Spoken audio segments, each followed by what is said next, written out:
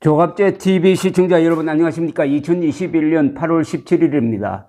이 김원웅이란 자를 보면은 완장이란 생각이 듭니다. 누구의 완장이냐? 문재인의 완장입니다.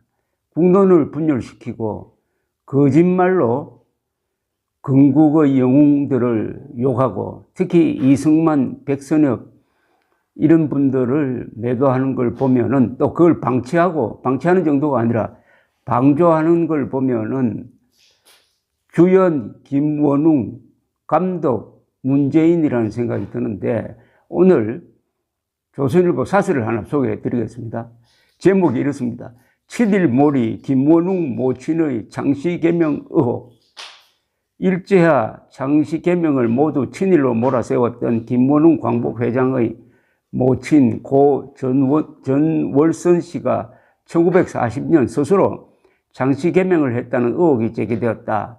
독립유공자로 건국훈장을 받은 전 씨는 그의 부친이 애모도로 일가의 성을 바꾼 넉 달 뒤 심의지로 자기 이름까지 바꾼 것으로 제적 등본에 기록된 사실이 드러났다. 이때는 전 씨가 만주에서 조선 의용대로 활동했다는 식이다. 독립운동을 하면서 장시개명도 했다는 것이다. 김 회장은 그동안 장시개명을 친일의 증거인 양 무차별 공격했다.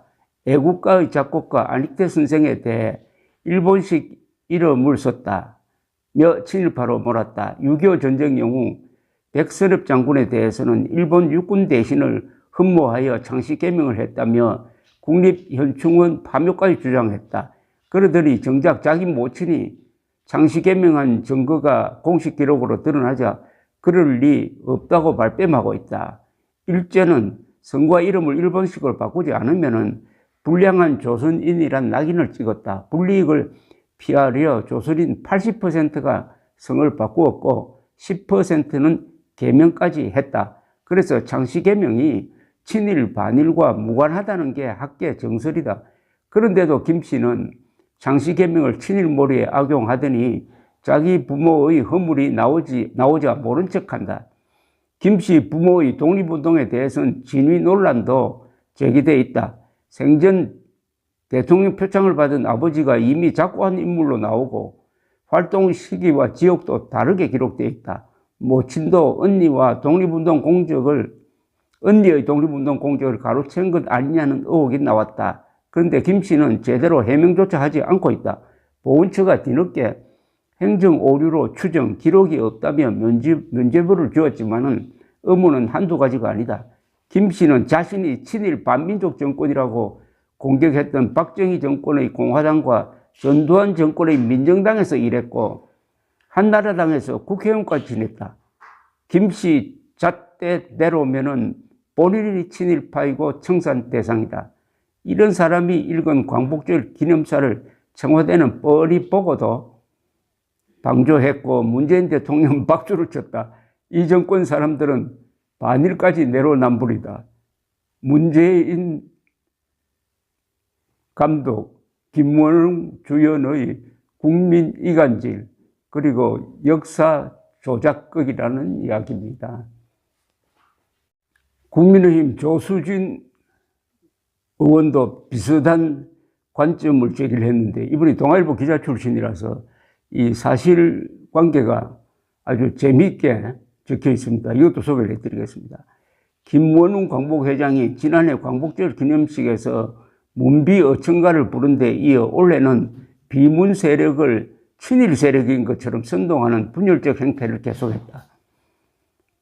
권력에 아부하면서 국민을 분열시키려는 김 회장의 연설 내용이야말로 국민 통합과 공화주의를 외친 독립운동가들의 정신을 모욕하는 행태다. 김 회장은 광복절 기념식을 국민 분열을 회책하는 정치 선전의 장으로 악용하고 있다. 더 큰 문제는 김 회장의 연설 내용이 사전에 청와대와 조율됐다는 사실이다. 김 회장과 문재인 정권이 국민 분열의 공모관계라는 이야기다. 언론 보도에 따르면 김 회장의 이번 광복절 기념식 기념사 내용은 사전에 청와대와 사전 협의를 거쳤고 김 회장이 기념사를 사전 녹화하는 자리에는 타경민 의전 비서관 등 청와대 관계자가 참관했다고 한다. 국민 분열을 꾀하는 김 회장의 기념사는 감독 문재인 청와대 주연 김원웅이라고 할 만하다. 광복 회장이 광복절 기념사를 하는 것은 전직 국회의원 모임인 헌정회 회장이 제헌절 기념사를 해오던 것과 같은 전통이다. 그러나 문재인 정권 들어 헌정 회장의 제헌절 기념사는 정권의 비판적인 내용이 들어있다는 이유로 빠져버렸다. 16일 헌정회에 따르면 2019년 7월 17일 제헌절 당시 유경현 헌정회장이 기념사에서 이제 이승만 대통령과 김구 선생을 싸움 붙이는 일은 그만둬 달라고 쓴소리를 하면서 국민의 통합을 강조하자 그 다음에부터는 제헌절 행사 식순에서 헌정회장의 기념사를 아예 배제시켜버렸다는 것이다. 올해 7월 17일 제헌절 때도 김일륜 헌정회장의 기념사는 생략되었다. 헌정회 관계자는 올해 제헌절을 앞두고 헌정회가 헌정회장의 기념사를 환원시켜달라고 국회의장에게 강력히 요청했지만 거절당했다고 했다. 이런 것이 문재인 정권의 공정인가? 문재인 정권의 국정 기조는 국민 분열인가?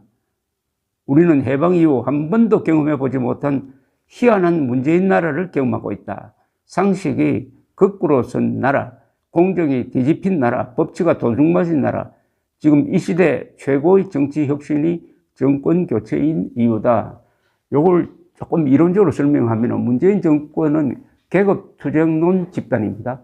계급투쟁론은 여러 가지 형태를 보입니다. 공산주의라는 형태, 사회주의라는 형태, 또는 변형된 베네수엘라식 독재, 파퓰리즘이죠. 자, 또 문재인식 독재. 여기서 공통점은 자기 계급에 속하는 사람은 선이다, 정의다. 자기 계급에 속하지 않는 사람은 적대 세력이다. 적폐 청산 대상이다. 이렇게 보는 겁니다. 모든 판단 기준은 우리 편이냐 아니냐입니다. 사람이 문제다고 했을 때 그 사람은 국민 일반을 가리키는 게 아니라 자기 편 사람을 이야기를 합니다. 김원웅을 자기 편으로 생각하면은 김원웅의 전력, 문제점 이런 건 다 아무 문제가 안 되는 겁니다. 많은 사람들이 오해를 하는 게 있습니다. 김일성이가 친일 청산했다. 그거 거짓말입니다. 김일성은 자기 편에 선 친일파는 보호를 하고 자기 편에 서지 않는 친일파만 청산했습니다. 이 계급투쟁론이 한 번 더 나가면 계급투쟁론은 일단 사실을 파괴합니다. 그 다음에는 어느 단계로 나가느냐 하면은 사람들의 감정까지도 양쪽으로 나눠버립니다. 즉 아름다우냐 더러우냐 하는 판단도 계급투쟁론에 기반하는 겁니다. 이거 북한에서 만든 무슨 혁명 사극이라든지 이런 걸 보면은 피바다 등등 아주 살벌하고 더럽고 역겨운 것이 많은데 계급투쟁론자들 입장에서는 그것이 다 아름답게 보이는 겁니다. 이 자들이 추구하는 최종 목표는 계급 해방도 아니죠. 권력입니다. 권력 유지에 모든 것을 겁니다. 조지 오웰의 1984라는 소설에서 이들의 행태를 딱 한마디로 정의했습니다. 이들은 권력을 내어놓기 위해서 권력을 잡는 일이 없다. 즉 선거를 통해서 권력을 잡는다 하더라도 그 권력을 다른 선거를 통해서 내어놓을 생각을 하지 않는다는 거죠. 그러니까 내년 3월 9일 선거는 권력을 교체하기 위한 선거가 아니라 수단 방법 안 가리고 권력을 연장하기 위한 선거로 집중하고 있다. 그런데 국민의힘은 지금 뭐합니까? 이준석 당대표가 지금 이간질, 저 사람이 지금 이간질 전문가인지 아주 적전분열, 콩가루 집안을 만들고 있습니다.